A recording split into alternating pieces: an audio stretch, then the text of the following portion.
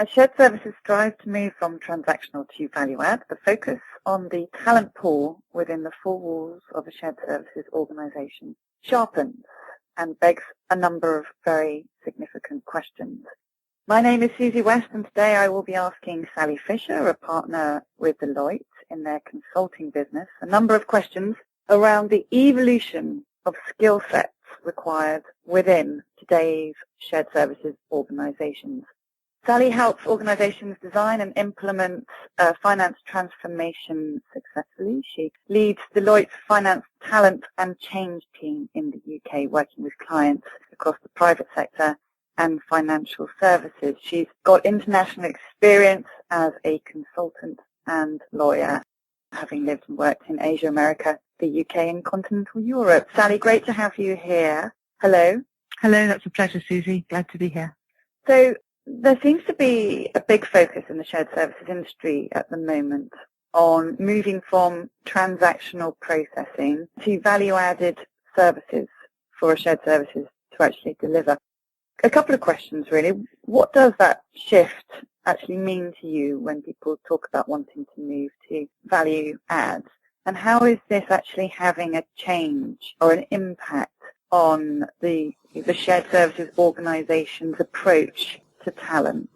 Well, to answer your first question, as we see clients looking at both the costs of finance to serve the business and also the efficiency and effectiveness, they're exploring the extent to which more complex processes, finance processes, can be moved into what's typically seen as a more efficient part of finance, which is the shared services area. We're also seeing, with the increased demand really for strategic finance advisory, that it's really critical that the analytics processes, the reporting processes, the consolidation processes are happening efficiently and effectively. And so looking at the extent to which shared service centre operations can move, in inverted commas really, up the value chain within finance, is really looking at moving those more complex, more analytical, more business-oriented insight elements of the process into a shared services environment, which I think is a very exciting thing for those working in shared services, and does create some very interesting challenges and opportunities from a talent management perspective. If I was to talk a little bit about what some of those challenges and opportunities are from a talent management perspective. First, if we think about more complex processes moving into shared services, and alongside them being higher value and therefore more analytical, an underlying requirement, which I think will be one of the fundamental challenges actually, is a greater insight into the mechanics, operations and value drivers of the business. So the individuals within shared service centre having a greater understanding of the complexities of the business will be critical in being able to effectively support that move to higher value services within shared service centre. In a way, it's changing, it will change the priorities around the core capabilities that are needed within shared services. Obviously, the current requirements around transactional processing are not going to go away, and we're seeing many clients are still needing to make those processes more efficient, more robust, and more effectively partnering with the retained finance so that it's more seen as a more seamless end-to-end process. So all of those demands don't go away. What we're going to see is, on top of that, an additional layering of capability and talent demand as the higher value processes move in. And some of those core skills that are going to be needed to a greater degree are what a number of clients are calling enterprise-minded. So not just thinking even from a finance perspective, but thinking across the business. And also not just understanding the business's internal dynamics and what drives value, but also having a context, a market, an economic context. So that's an interesting challenge, I think, given the current skills profile within shared service centres. Another big theme is around looking at the extent to which the shared service centre can themselves be accountable for more effectively driving partnership. So we're often seen, when we're looking at core competency models for shared service centres, this theme of driving partnership, driving where there's a hybrid model of retained and outsourced shared service provision, driving more effective delivery, not just of the SLAs, but be a service to the business beyond the letter of the SLA. So looking at what are the qualities of partnership and what does that demand from a relationship management perspective. A number of really interesting points there. One in particular that I'd like to kind of hone in on is that you're talking about in the future, the shared services organisation will potentially be looking to have within the talent pool members of the team who are much more aware of the repercussions, the business repercussions of their actions, and having a really strong business acumen to understand ramifications of the financial services organisation right across the enterprise and also potentially outside the enterprise, so across the supply chain, for example, or right through to the customer relationship as well.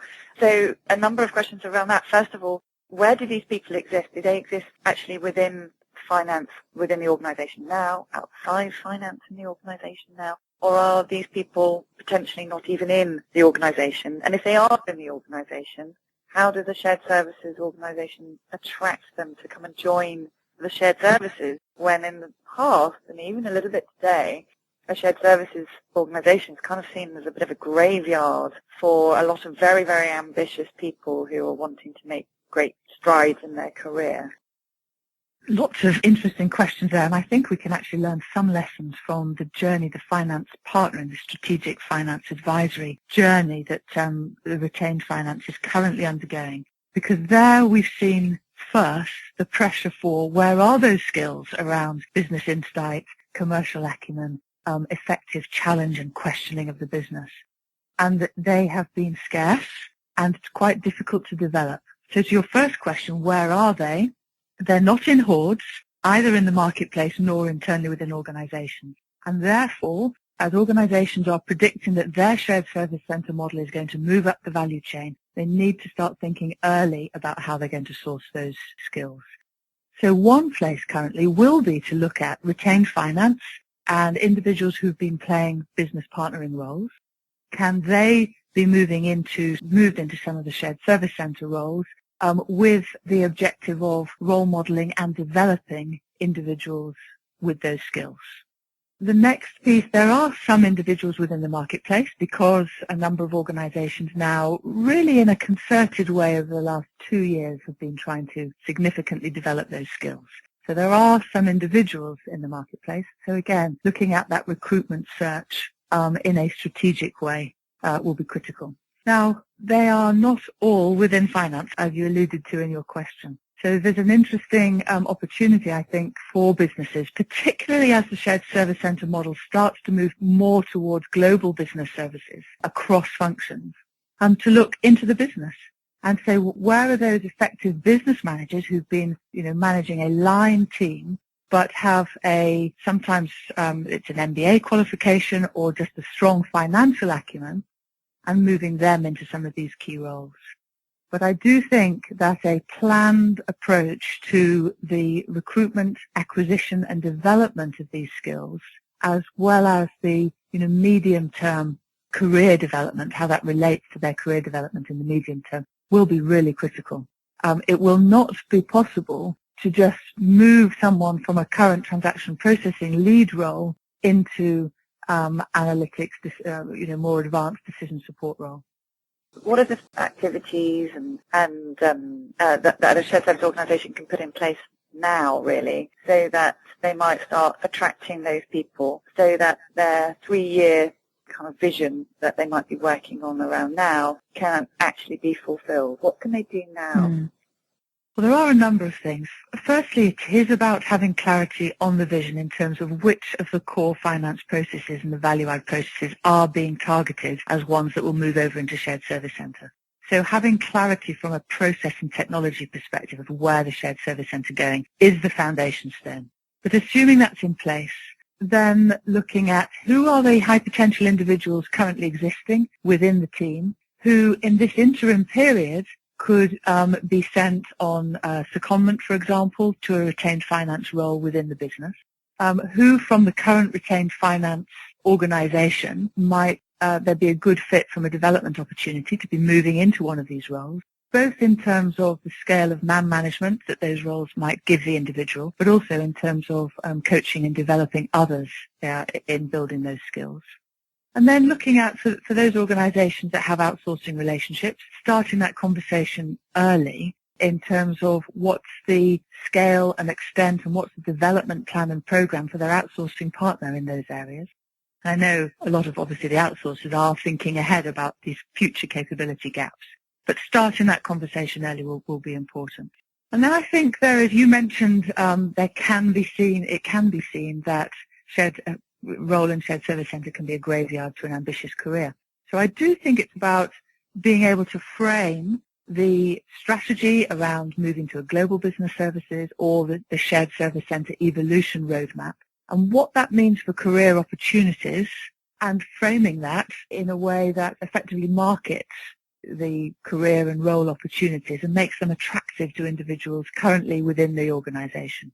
And some examples of what might make that attractive, looking at examples of individuals who've moved into shared service centres either for a purposeful secondment period and then moved into a larger line management role back in retained finance, as an example, or for individuals who've moved in and then moved up the hierarchy within shared service centres. And I do find when I speak to leaders and senior managers within shared service centres, there's often a greater degree of passion that those individuals are able to articulate and express for them in their roles and what they're delivering for the business than there is from a finance partnering perspective.